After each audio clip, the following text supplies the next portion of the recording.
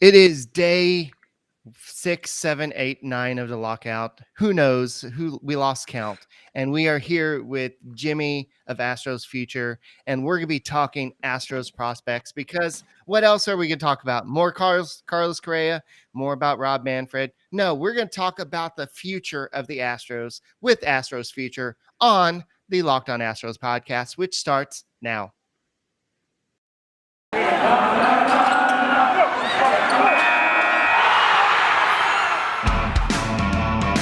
Hello and welcome to Locked On Astros, your daily Astros podcast. Here are your hosts, Eric the Man Huysman and Brett H-Town Wheelhouse Chancey.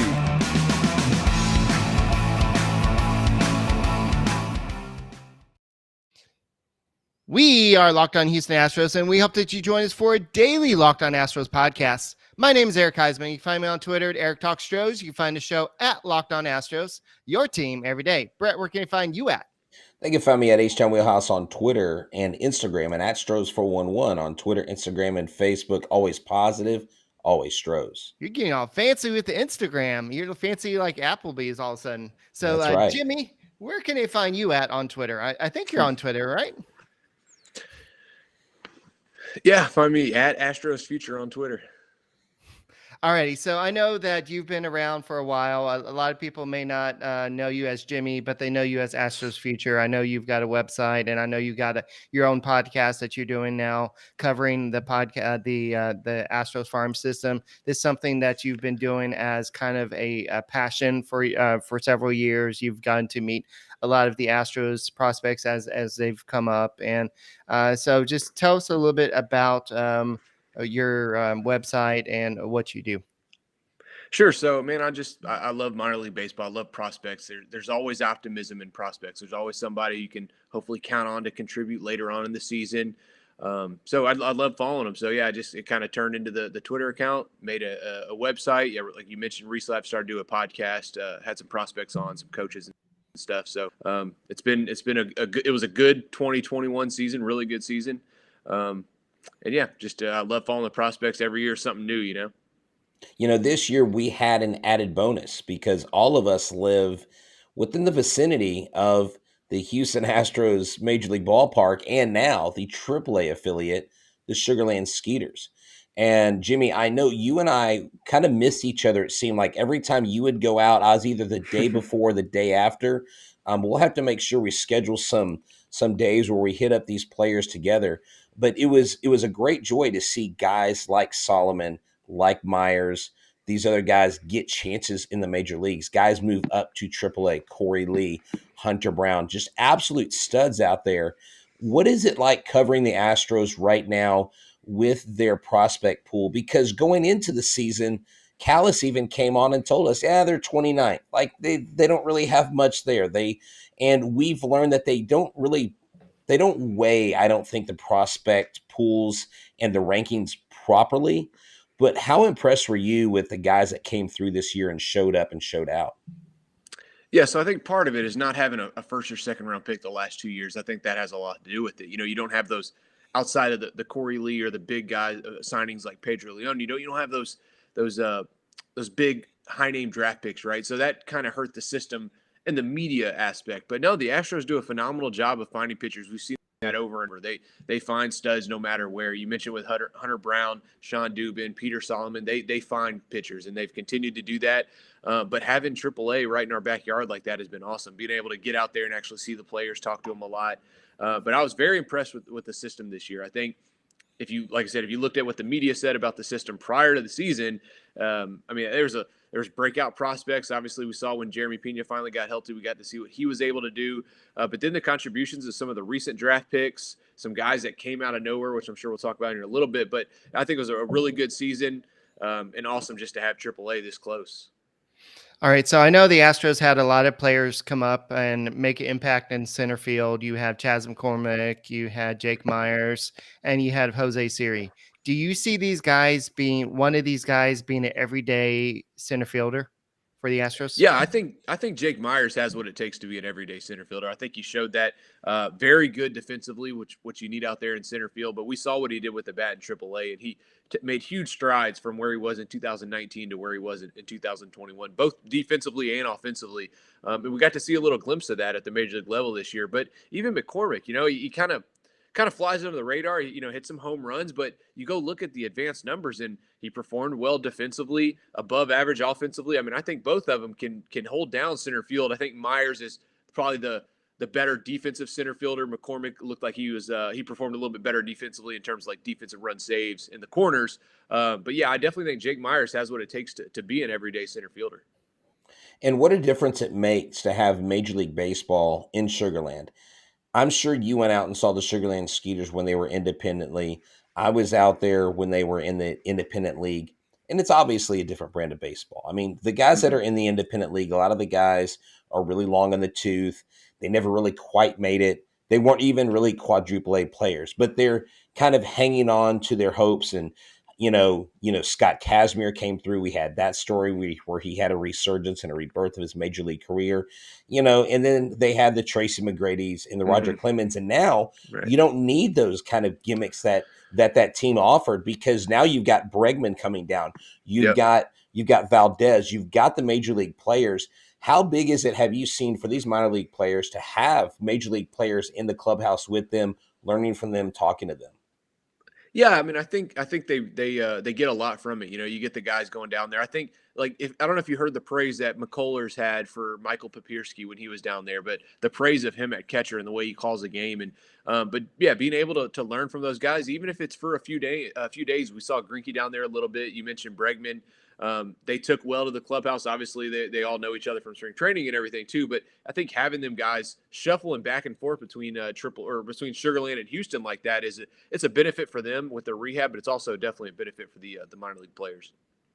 Yes, so definitely we saw a lot of players make an impact this year. A lot of people are want to know about the Rule 5 draft. I know that's big, and I know they protected Jeremy Pena, they protected Sean Dubin, and then Joe Perez, and who's the fourth one? It was I can't remember his name. But it was the pitcher who was the pitcher of the year for the Bermudez. Bermudez, yeah. Yeah, Bermudez. But the one guy that I thought that was interesting, but I understand why they didn't protect him, was Yainer Diaz, the catcher they got in the Miles Straw trade.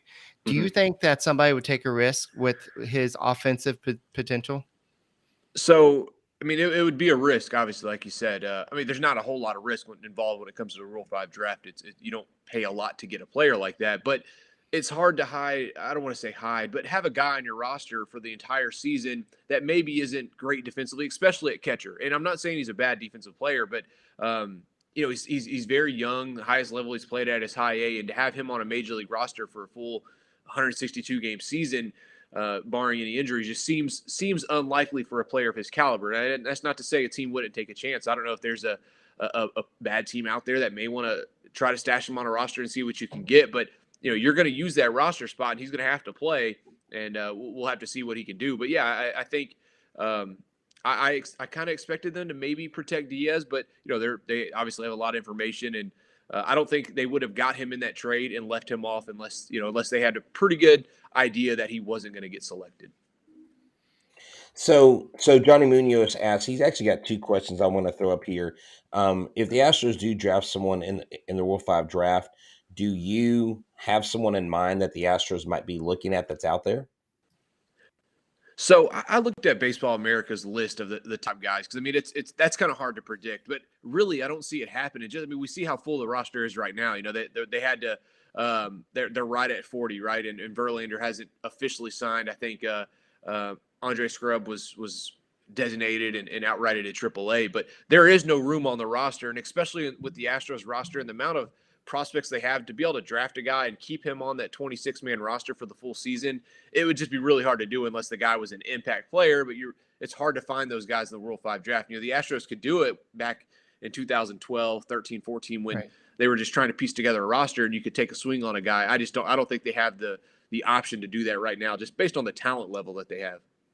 Yeah, I just think that they don't have the room. That like right now they're at Mhm. 39 players. They've got to add Justin Verlander. Then you still Right. want to make additions, and you can't do that if you have roster full. So the Astros are in a win now mode, and they can't do that if they take a risk on a Rule 5 player. And we don't even know if they're going to have a Rule 5 player. So now Right. I know you're probably all excited because you have something to talk about in your podcast because you have the minor league Rule 5 draft That's right. coming up. And so that's got to be exciting. So, any players that you think could be on the move from the Astros? So I haven't dived into that too much, but that is a good point you bring up. The minor leagues are still going to happen. The major league players, the major league Rule 5 draft doesn't happen. The minor league option will still be there. So would the Astros draft someone in the minor league portion of the Rule 5 draft? I mean, that's definitely a possibility. In terms of who it would be, I'm really not sure, but I personally have liked the moves that James Click has made. I know there was a lot of some issues with the Miles Straw trade, maybe just more so the timing, but to be able to get back a reliable reliever like Maton and a good catching prospect like Diaz and open that hole for Myers and McCormick to take over center field. So I say that to say that I trust what Click is doing, and I'll be interested to see what he does when it comes to potentially taking someone in the Rule 5 draft. But even thinking about somebody like they just traded Garrett Stubbs and they got that outfielder from the Phillies, taking a flyer on somebody like that. Right. You can never have enough prospects. It's like not having enough Built Bars. So, Brett, tell us about Built Bar. Yeah, that's right. When I interviewed Jake Myers, I was like, this dude probably hits the weights and he hits the built bars. He's got to. Looks like he's been chiseled from the Mount Olympus as a Greek god. But let me tell you, I'm not a Greek god and neither are you. We're average Joes, but we love built bars. Why? Because it's a holiday season and they taste great. It's like a candy bar. It's a protein bar wrapped in 100% chocolate, and it's low in fat, low in calorie, low in carbs, and it's got 17 to 19 grams of protein. I mean, why wouldn't you want to try one of these bad boys? Raspberry, mint brownie, cherry, double chocolate, cookies and cream, peanut butter brownie. I mean, they could be your breakout player of the year. They could be your Hunter Brown when it comes to Built Bars. They could be your Jake Myers. But because right now we love peace and joy and love, why don't you grab your family a Built Bar, get a variety box, stuff them in the stockings, or better yet, when it gets a little colder down here in Texas, like in the 40s, when it freezes down here for us, put one of your Built Bars in the little hot chocolate, dip that in there, and oh my gosh, it will melt in your mouth. It's amazing.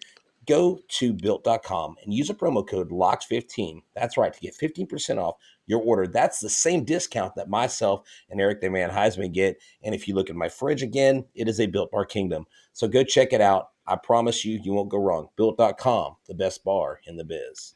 Yeah, he's not kidding, guys. I reached for a beer one time, and all these Built Bars fell on me. So I was like, yep, I had a beer in one hand and Built, but no, I'm joking. I didn't have that. Hey, I have a question real quick. I like this question from Mr. Corona. He asked earlier, what former Astro prospect would you guys say the Astros gave up too soon? Now, I think there's a pretty long list, but Jimmy, who would you say tops that list? Because there are some recent guys that you're going, and guys in the last 10 years that you're going, oh my God, why do we let him go? AJ Reed.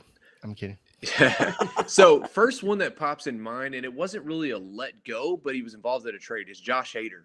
We could for the longest we could use a dominant lefty closer like Hader is, and he was involved in that terrible Mike Fiers trade. So that's the first one that pops in mind. Wow. If I had to throw another one out there, I think, we traded Ramon Laureano. He was also Rule 5 eligible, I believe, at the time. And we traded him for, I think it was Brendan McCurry, who didn't really give us much of a return. And Laureano's actually been a solid outfielder for the Athletics. Now, I know we've had the issue where he tried to charge at the Astros bench and all that stuff. But he's performed well. I'd have to sit here and start thinking about some other ones of guys that have gone on that we've maybe exposed soon. But Hader's like the top guy. I mean, he's one of the best relievers in baseball and has been since he's got called up. And he was involved in, I mean, really, depending on how you want to rank it, maybe the worst trade in Astros history. Yeah, for sure. And did the Astros even need to make that trade at that time? And did it really benefit them? I know in that one season, Mike Fiers was the one pitcher that really carried the Astros, but then he would go down in history as one of the most hated Astros. Go ahead, Brett. Yeah. No, I just think, JD Martinez, Teoscar Hernandez, guys that come to mind immediately. And I'm just going to ask this again, because I know people that maybe if they came in later, you kind of touched on this. If you could just reiterate from Mr. Richard. He's asking you, what are the reasons for the ranking the Astros system 26? They seem to perform better. So what goes into those top rankings, and why would the Astros, with so many guys that are producing and making moves, why are they at the bottom of the heap? Okay. First, I do want to mention JD Martinez. That's a perfect example. Now, they gave him plenty of opportunity, and it just didn't work out. But then, yeah, Teoscar Hernandez, you trade him for half a season to Francisco Liriano, and look what he's doing in Toronto. But, yeah, I think the system, they were ranked low. Like I said, they didn't have a first or second round pick the last 2 years. And that's a big blow on a system because you see, even if you take somebody in the first round and they don't succeed right away, they're usually still considered a top prospect, right? So that's 2 years in a row they didn't have a top prospect in the system that was drafted like that. And then same thing for the second round. So I think that has a little bit to do with it. I think the graduations of the Christian Javier, the Luis Garcia, the Kyle Tucker, Yordan Alvarez over the last couple of years, and just not having maybe those big names that they're used to seeing. But I also think the Astros don't get flashy when it comes to pitching. We've seen the way that they develop pitching in the minor league system. We've seen it with Christian Javier, Luis Garcia. Neither one of those guys were ranked very high. And Framber Valdez, another one. And those guys are very good major league pitchers. And I don't know if they definitely weren't top 10 prospects. I don't think they were maybe on the back end of a top 30 for the Astros. So I think they do a good job of developing pitching out of, maybe not the top names. And they just didn't have those marquee names outside of, Corey Lee and the big signing of Pedro Leon. But, at the end of the day, we're relying on people to give evaluations of these players, and they're evaluating 30 teams and 30 prospects, or maybe 40, 50 prospects for each team. I mean, they're evaluating a lot of players, and they're developing this ranking. And ultimately, the ranking is for the fans. The Astros have their own thought process, but I definitely expect the team or the ranking to be higher because we saw a lot of guys that were maybe unranked or now top 100 prospects.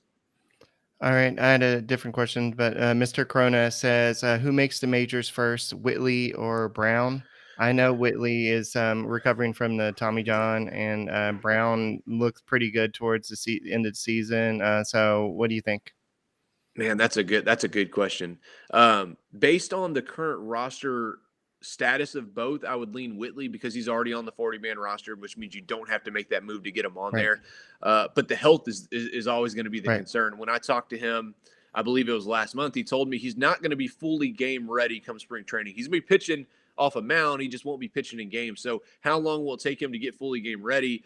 I mean, he's confident. He's confident that he's going to be back to what he was, being that top prospect, being that top arm. And I'm gonna, I've better continue standing by him on that. But just with the roster status, I would lean maybe Forrest Whitley because it would be an easier move to bring him up. But with that said, I definitely think Hunter Brown's going to make his major league debut at some point in 2022. He was too good in 2021, too good in AAA to not help the Astros some way, somehow in 2022. I know on Michael Schwab's podcast today, recently, Alex Bregman was on there, and he made the comment that he's getting ready to potentially play shortstop at an all-star level.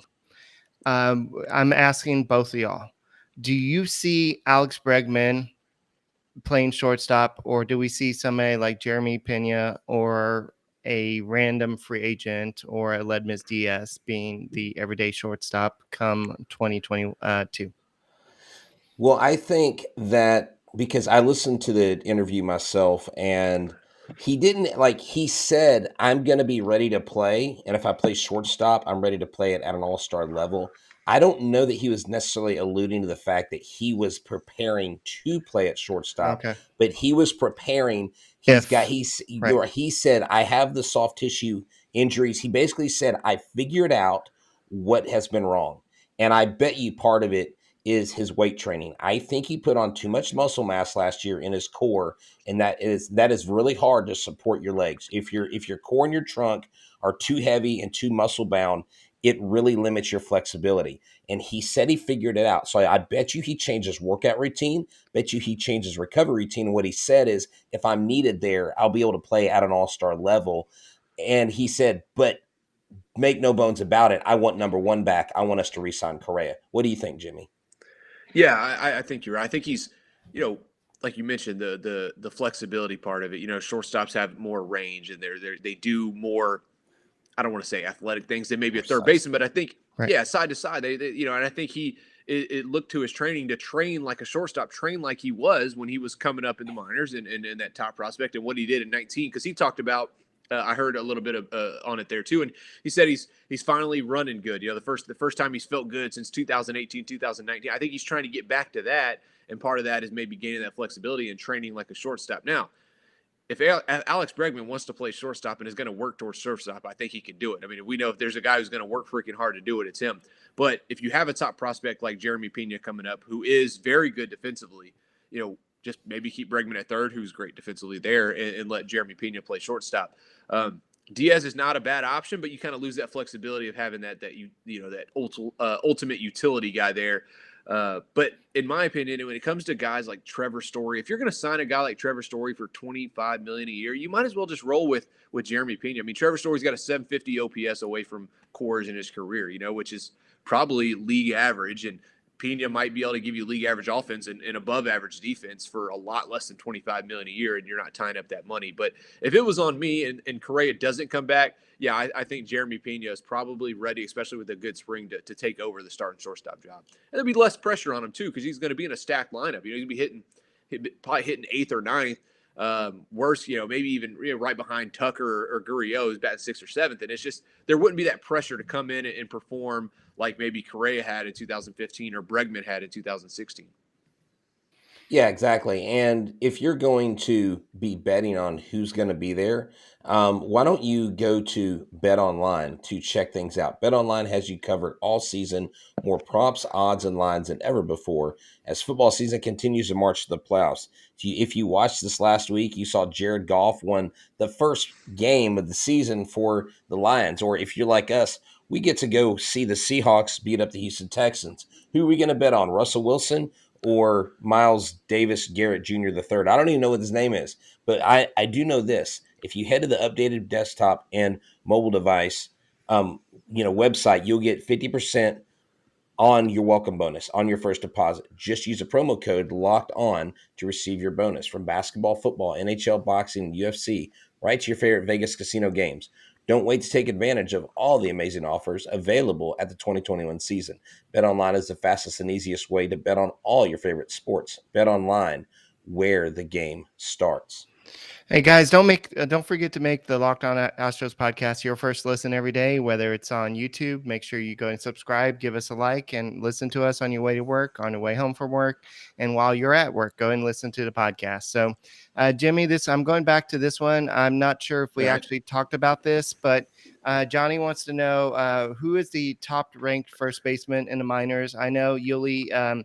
He's signed, I believe, for one more year, or is it 2 more years? But I think it's one more. Yeah, 1 more year. So he may not be around forever. So what are the next options? I mean, I know Alvarez could potentially do it, but who are the next options at first base? So when you really look at a position like first base, like who's playing first base right now in the minors may not play first base at the majors. You know, you look at a guy like Joe Perez, and he had a great season in 2021, great offensively, 20 years old, showed the power to all fields. If he does the same in 2022 at the AA, AAA level, and Gurriel's gone the next year, maybe he's the guy that slides over to first and because you still got Bregman at third, right? So I wouldn't focus on maybe someone who's playing first right now. If you wanted to, you got a guy like Norel Gonzalez. He's from Cuba, 27-year-old last year. Is really a bat-only prospect, could maybe play some first base. Scott Schreiber played in AA, had a pretty good season, kind of under the radar.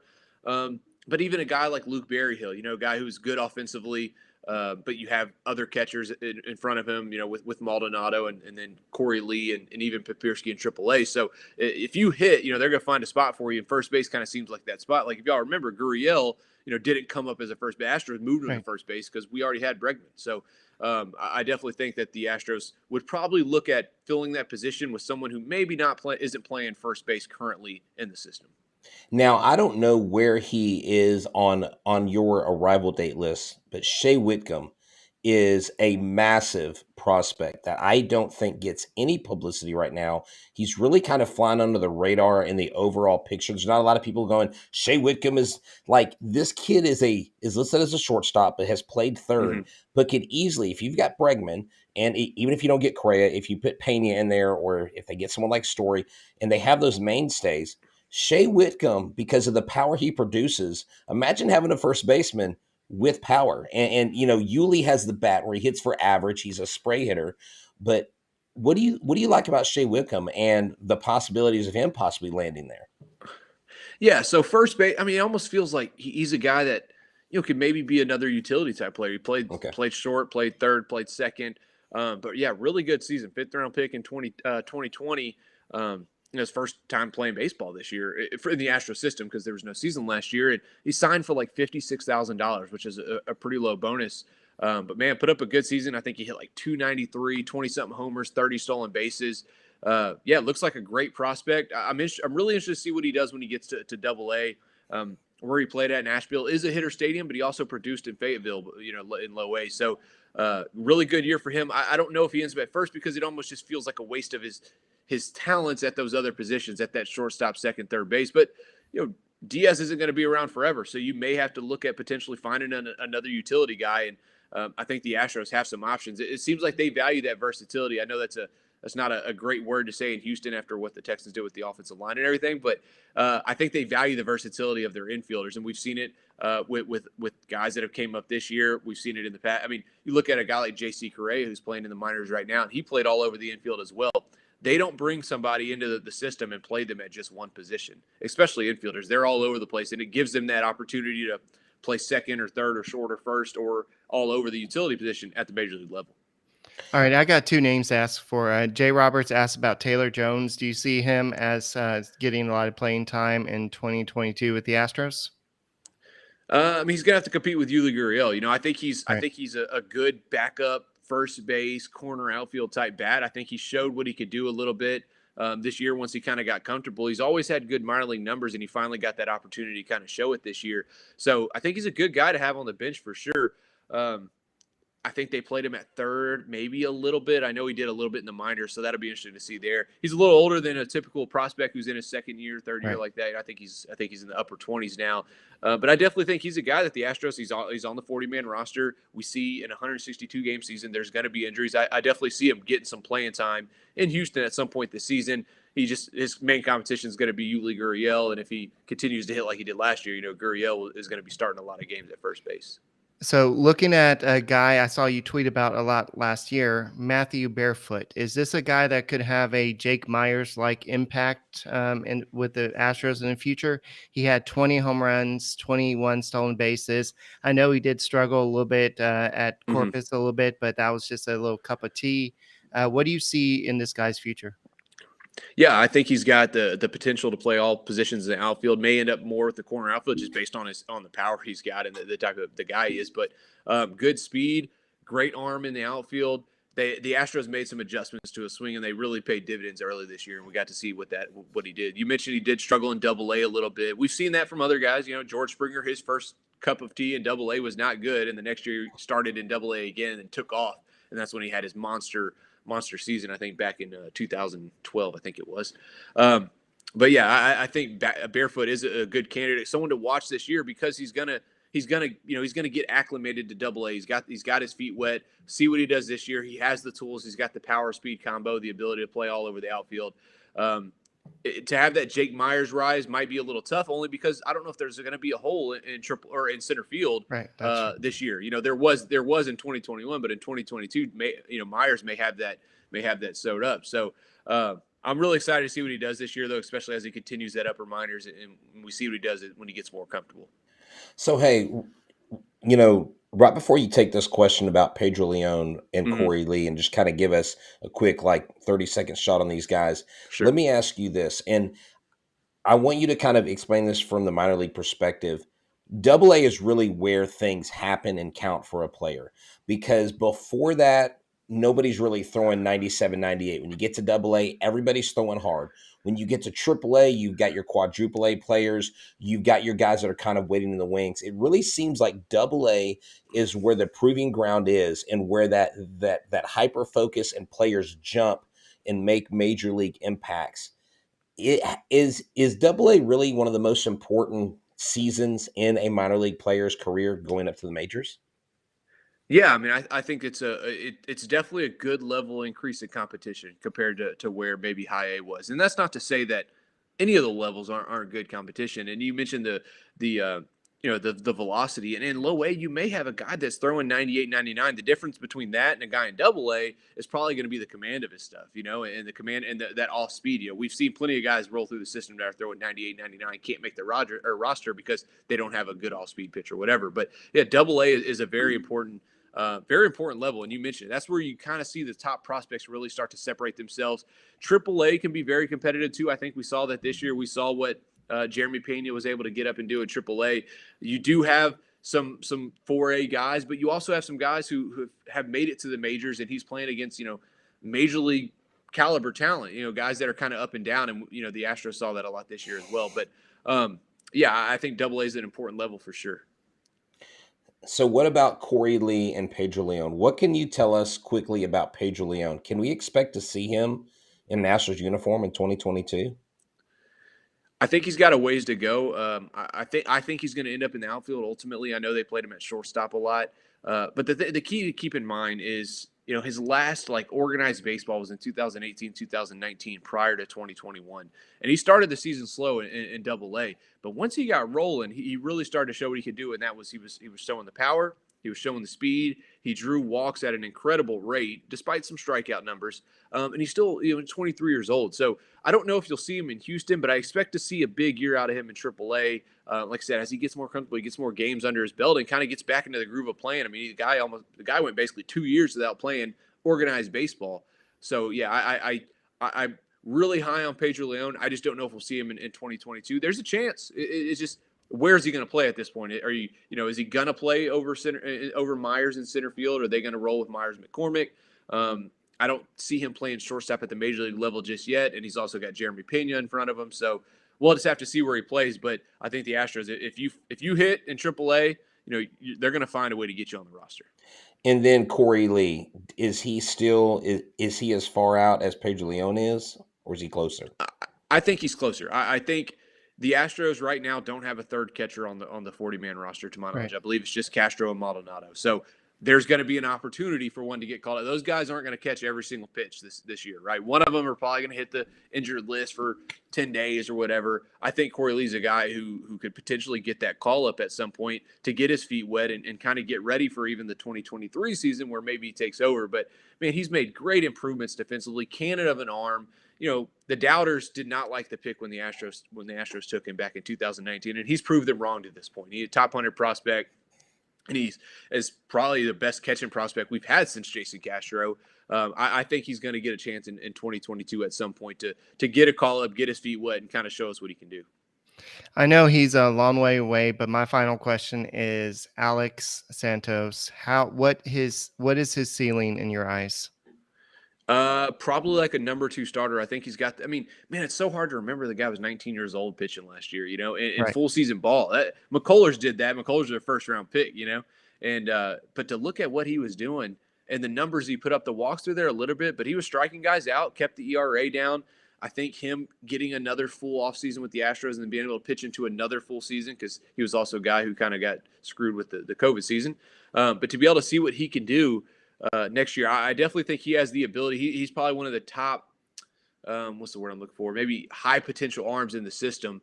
And next year, probably going to start out in high A, maybe make it to Double A at age 20. I definitely think he's a guy that the Astros fans need to be excited about. He showed us what he could do as a teenager in full season ball, and we'll get to see more of him next year.